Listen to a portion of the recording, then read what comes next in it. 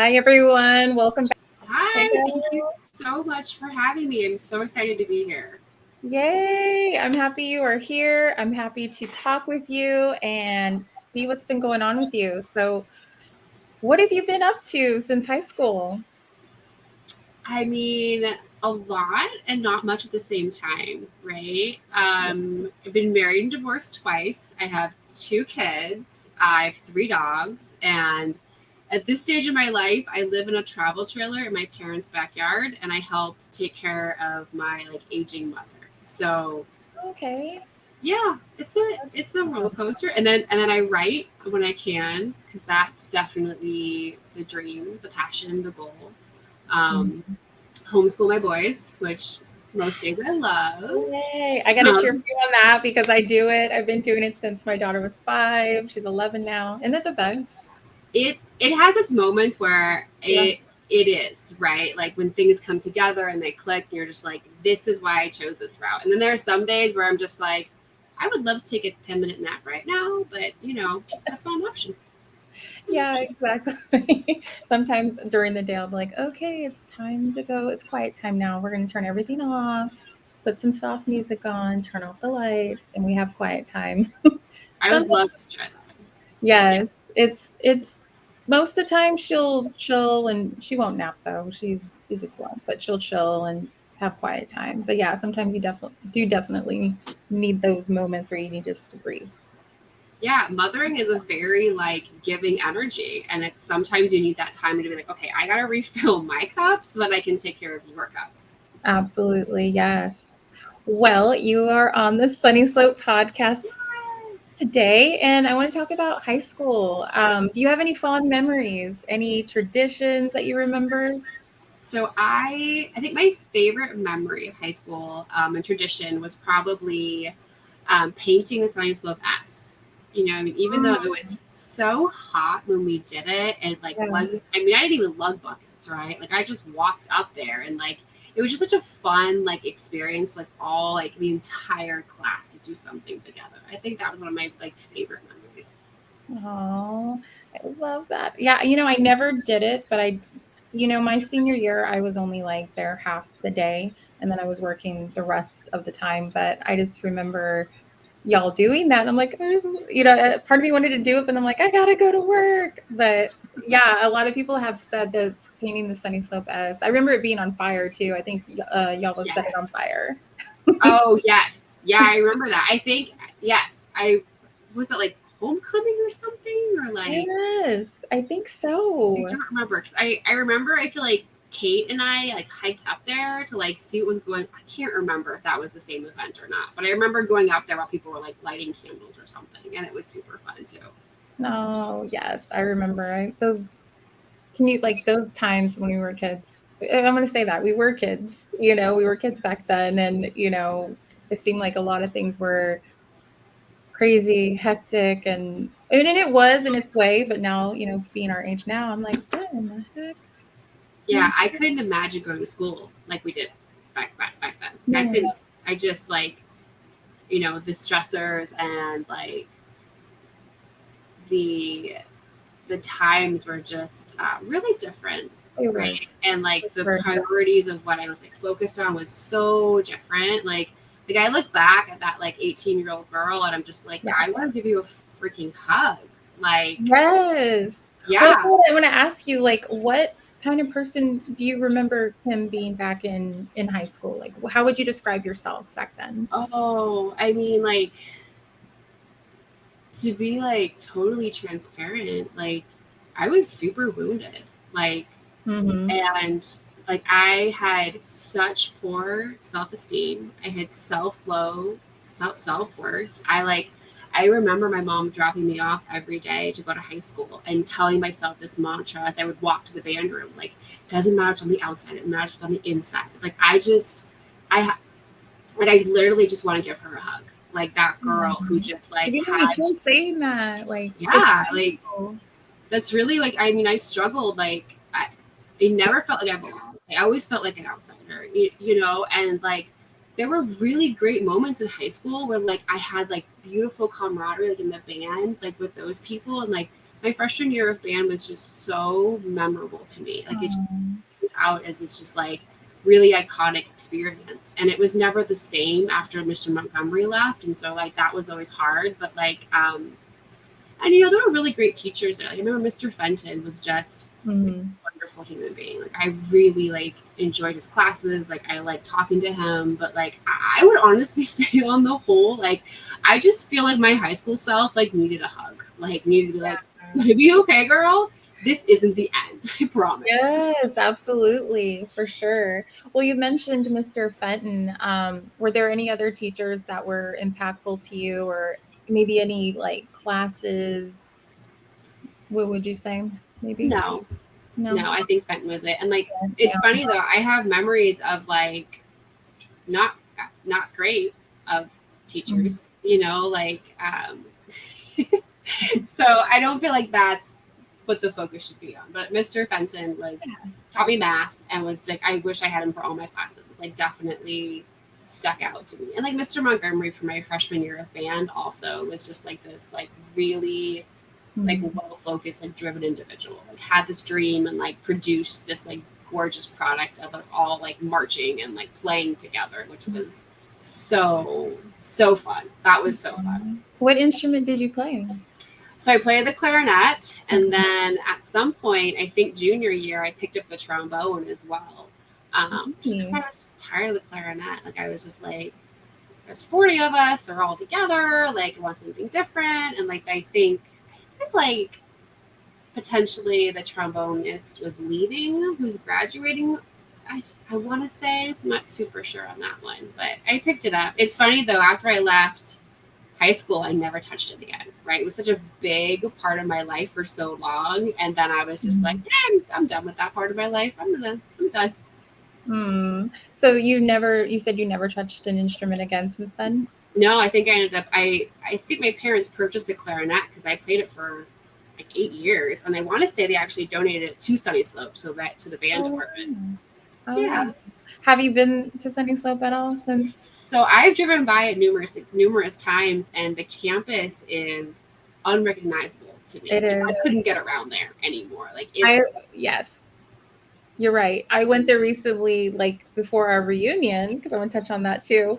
And I remember like everything. There was nothing in the middle. They tore all those middle buildings down, and I'm like, no. I remember like that was memories, just but to build more, I guess, larger building for more kids.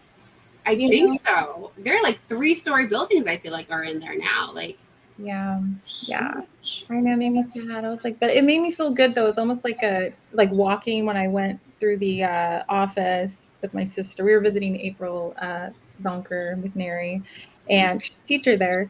And I remember going through there, and then the lunch area, seeing the picnic tables still there, still the same. The green and white, striped little, what do you call those? The things, umbrellas. They're umbrellas, Oh but they're made yes, of the metal. umbrella.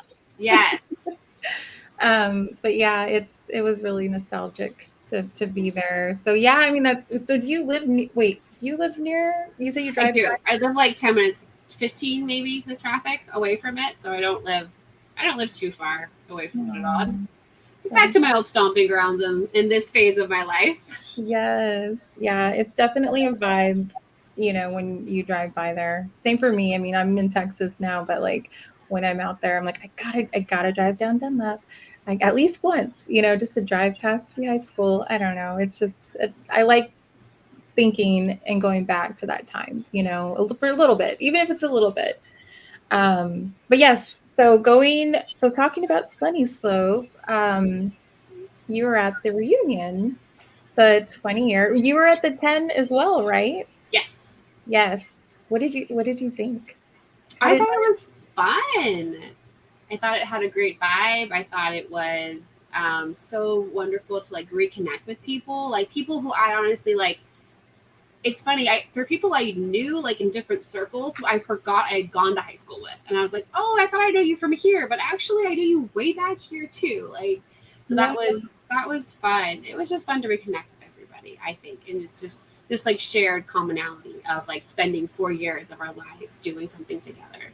Mm-hmm. Yes. I know. I remember you seeing you there. I'm like, yeah, she's here. You just always, like, to me, you always gave me really good vibes. You're always so kind, always, we weren't super close, but, even as we gotten older, like, I knew you and you were just a sweet person. And knowing you as an adult, I'm like, I love her. I want to know her. I want to, like, keep up with her and see what she's doing in her life.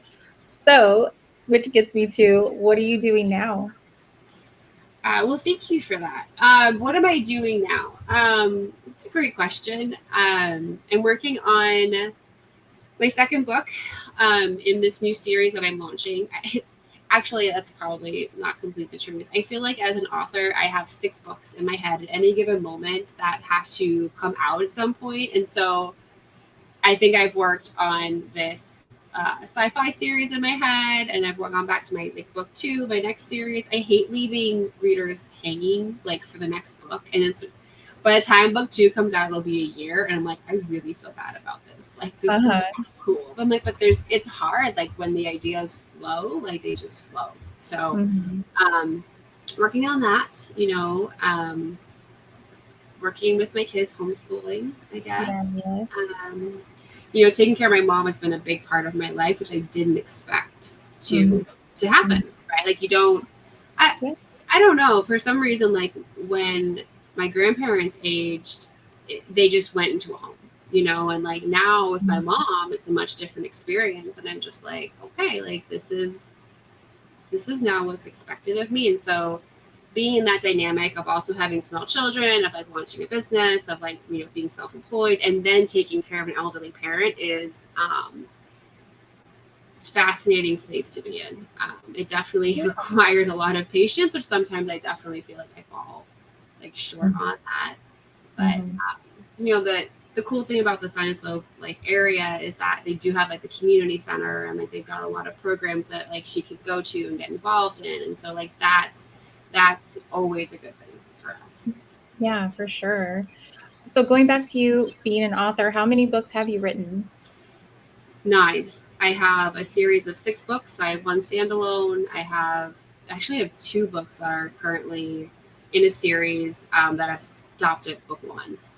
So it's been a journey. When I first started doing this, I started 10 years ago, and at that time indie authors weren't a big thing. We weren't around a lot. There weren't this explosion that you've seen recently, I feel of Mhm. authors, and so it was easier to get my name out, right? Because Mhm. Amazon don't work for me, and I hardly did anything. And so um, as it's gone now, it's been a really different experience because I took time off. I had kids, I raised kids, and so coming back to it now, I feel like the entire landscape has changed, and so I'm just I'm relearning a lot, marketing and logos and websites, Yes. all of this detailed work that I'm just I just want to go back to my computer and write now. My characters are all that's super important too. Yes. So Oh. I love that there's so many indie authors out there now. I love that you have such a selection of the individual to support and to read. Mhm. So when you say indie, is it more like how can you elaborate a little bit more on what type of books Oh, you're uh-huh.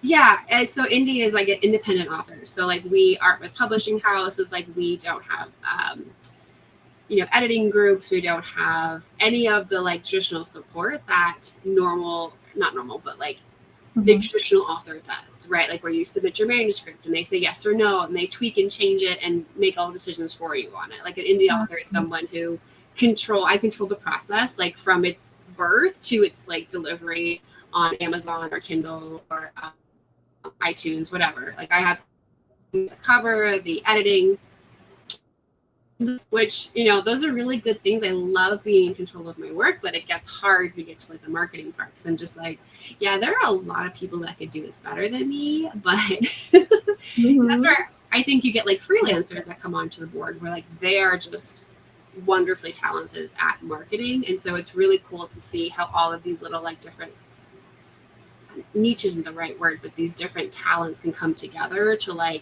so your final product reaches the audiences you want it to reach, and it reaches the people that you want it to reach. And I think I think everyone has stories inside of them that need to be told, you know, and I think writing is the most therapeutic thing you can ever do. And I truly believe that what you write is just a reflection of where you are in life. Like I look back when I wrote, I want to say book 5 of my Olivia series, and like I look back to the relationship I had with my mom, and I'm just like, oh yeah, like this character had her mom sell her into slavery. I was like, I get it, I get where this came from, but it's fascinating. At the time I wrote the book, I had no idea that that was just a reflection of where I was at in my life. Until, you know, a couple of years later, then I was like, okay, I get it. I get where all this is coming from.